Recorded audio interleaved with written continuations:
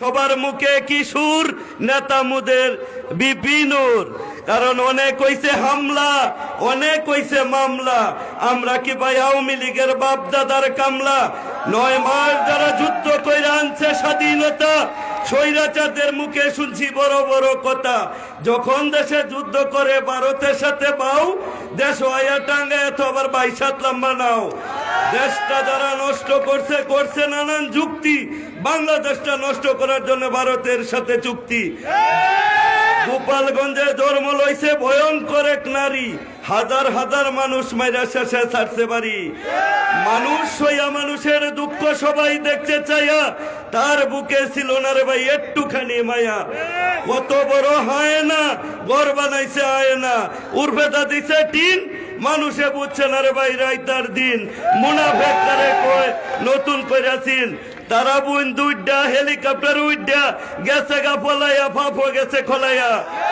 কারণ যারা গেছে ভারত তার আইতো না ফেরত। যতই করো রাম রাম, যতই করো টাম টাম, হইতো না আর চাইরে না কাম।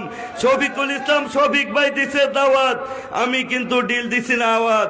কারণ এমন একটা নেতা বুঝে পাকন দিয়ার বেতা, কইতাছি তার কথা। এই এলাকায় জন্ম, কাতারে করো কর্ম, যে নেতার নাই অভাব, মানব সেবা করা হইছে স্বভাব। ইনশাল্লাহ তোমরা আগামীতে দিবা জবাব। কারণ মার্কাটা হইছে টাক, তোমরা কইরো না রাগ। 6টা হইছে চাক্কা, খালি দিবা ধাক্কা।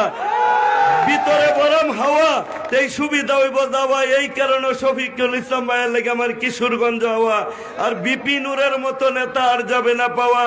কারণ যার আছে শিক্ষা, টাকা পয়সা কারো কাছ থেকে খাইতো না সে ভিক্ষা। কত হইছে হামলা, বিনা কারণে হইছে মামলা।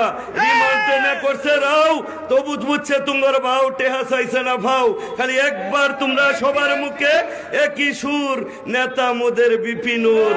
এটি আমাদের কথা। আজকে হয়তো তুমি জানো আমি বাংলার কবি, অন্তরে লালন করি এই নূর ভাইয়ের ছবি। হাতে সময় অল্প, পরে আবার করব গল্প। সকলকে ধন্যবাদ। আসসালামু আলাইকুম।